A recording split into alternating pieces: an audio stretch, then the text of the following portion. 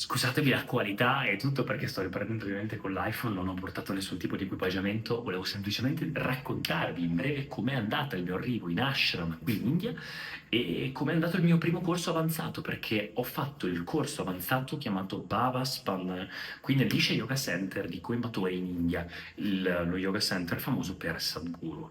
Quindi com'è andata? Io ho fatto ingegneria interiore molti anni fa, l'ho rifatta un paio di anni fa per provare una versione nuova e adesso ci sono anche dei corsi avanzati che si possono fare, due corsi avanzati e poi tutto l'Hatha Yoga.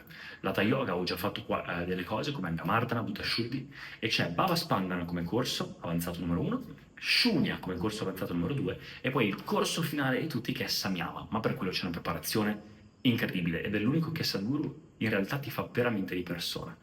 E come funziona? Allora, innanzitutto io sono venuto per fare sia Bava Spandana che Shunya, quindi ho già fatto Bava Spandana, sono qua da circa una settimana, è passata una settimana e poi adesso ho una settimana libera in cui sto sempre qua nell'ashram, faccio le mie cose e poi avrò Shunya e poi me ne vado a casa e mi preparo per il Giappone. Allora, com'è andata l'arrivo? Innanzitutto distrutto perché il volo da Bergamo, da Milano-Bergamo, è arrivato a Sharjah e poi 10 ore di scalo ed era l'unico modo che avevo per fare il volo, perché o prendevo un volo che aveva un'ora e mezza di scalo e avrei perso la coincidenza, oppure prendevo questo volo qua con 10 ore di scalo. Quindi ho dovuto fare la mia meditazione lì, ho dovuto fare tutte le mie cose in aeroporto. Poi c'era anche degli esercizi preparatori da fare per prepararsi a Dova Spandana e a Shunya e quindi li ho fatti anche lì e quindi in qualche modo è passata, per fortuna c'era il wifi, in qualche modo è passata. Però poi sono arrivato e sono arrivato di notte. Quindi cosa è successo? Non c'era tempo per fare il check-in, mi hanno subito mandato a iniziare la giornata perché inizia molto presto.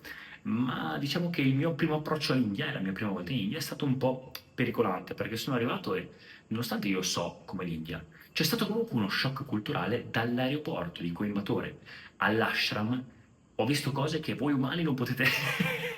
Poi è ovvio che insomma tutta l'India non è così, e ovviamente la loro cultura è tutto molto folcloristico, però veramente alcune cose fanno un po' impressione. Non che ci sia niente di sbagliato, è che da europeo, da italiano, ovviamente non sono abituato a vedere alcune cose, quindi fa leggermente un po' di che, però vabbè, insomma, ho accettato al 100% l'esperienza, ma arrivati poi a Coimbatore, cioè scusatemi, all'ashram, arrivi in questa foresta in mezzo alla natura bellissima e vedi proprio calma, pace, silenzio. Siamo arrivati di notte e mi hanno subito fatto iniziare, ho riposato un'oretta e da lì la giornata che inizia praticamente alle 5 e mezza con Guru Puja e poi c'è il Maha Mantra, poi ognuno fa il proprio sadhana come vuole, fa il proprio meditazioni eccetera. Poi faccio il mio Angamardana che è Hatha Yoga, faccio le mie cose, Shambhavi e così via. E poi inizia la giornata, si può andare a pranzo e poi il pomeriggio libero e alla sera si fa quello che si vuole. Io diciamo che il primo giorno ho odiato tutto. Perché? Perché ho odiato tutto? Perché ero distrutto completamente a pezzi, come vi dicevo, ero morto. E quindi nel rush di dopamina che avevo dalle routine di casa, da tutto quello che devo fare a casa, dal mio solito modus operandi di vivere, arrivi lì e di colpo vanno tutti lenti, sono molto così, e quindi dà tutto fastidio per un attimo. Ci ho messo un giorno buono ad acclimatarmi, posso dire questi rumori. Questi sono gli animali.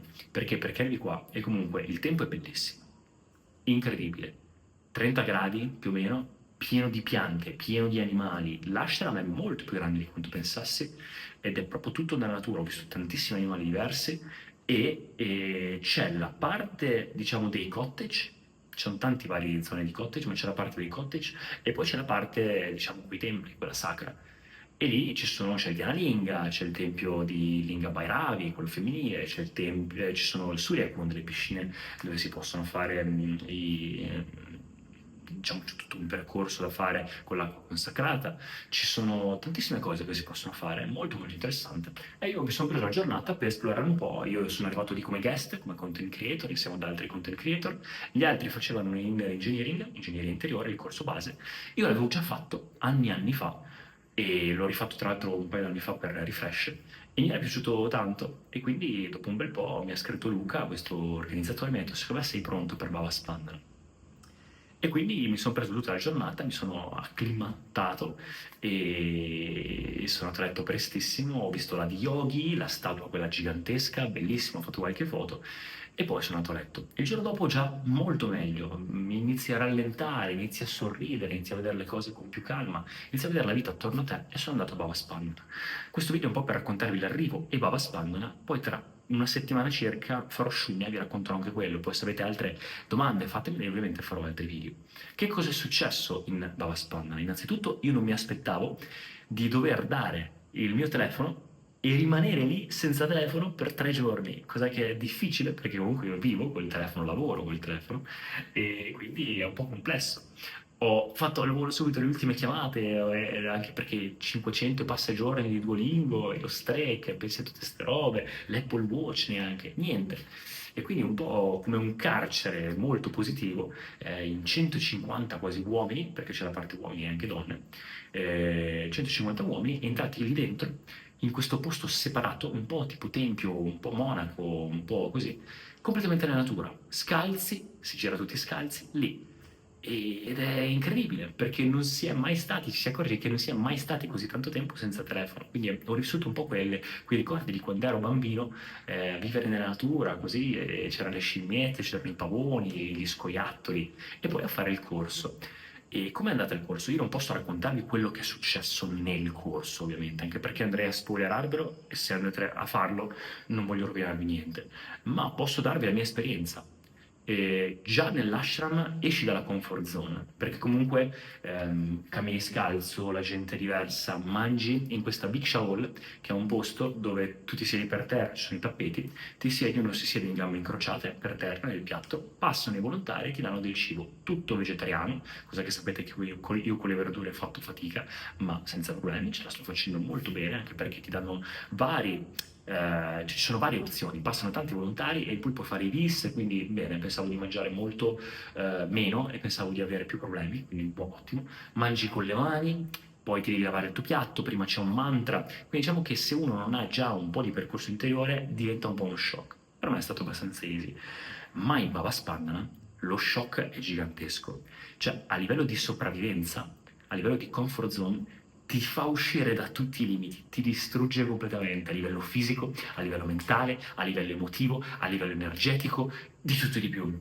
È esperienziale, quindi non è una pratica che ti insegnano, a differenza di Shunya, ma è qualcosa di... ti cambia la vita, c'è un prima e un dopo.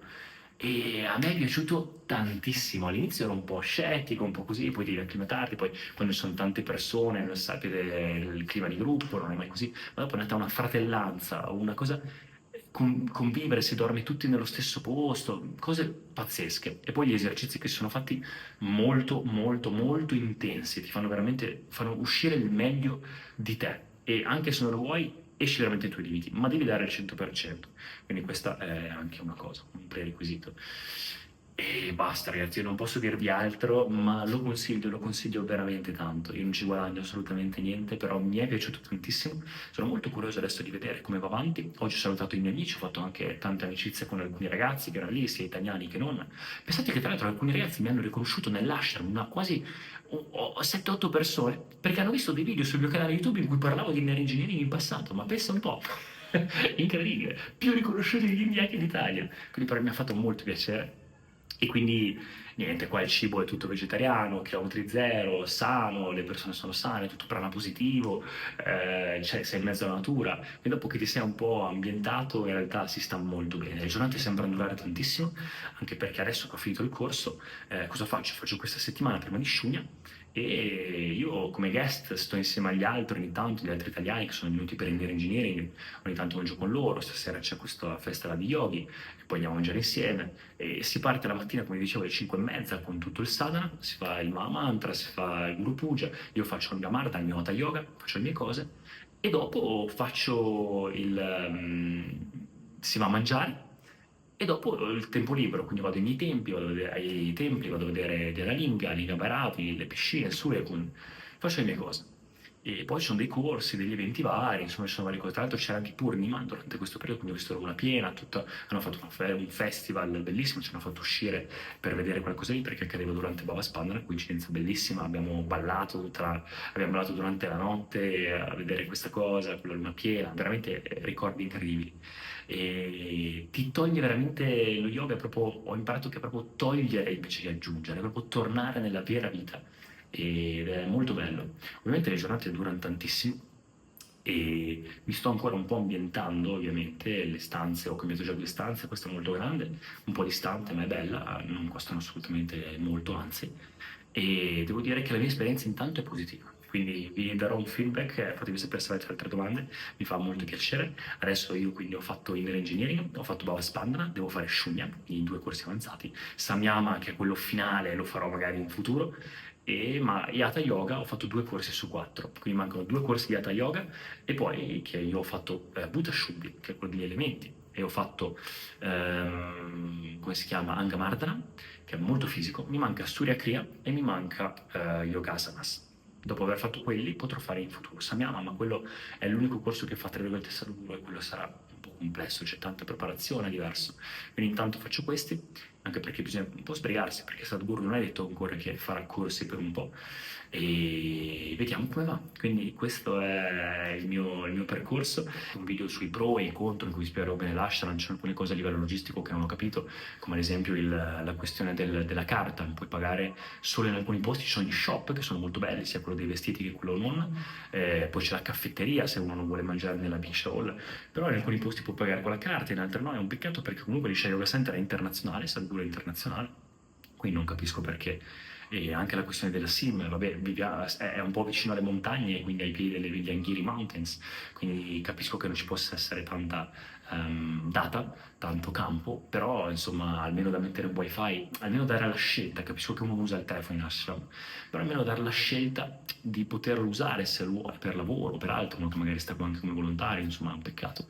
E poi uno può scegliere di non farlo, o magari metterlo solo invece in cottage, non lo so, o anche altre piccole cose, ma in caso ve ne parlerò, quindi questa è un po' la mia esperienza. E vi farò sapere com'è, se avete qualsiasi domanda scrivetemi pure e ci vediamo al prossimo video.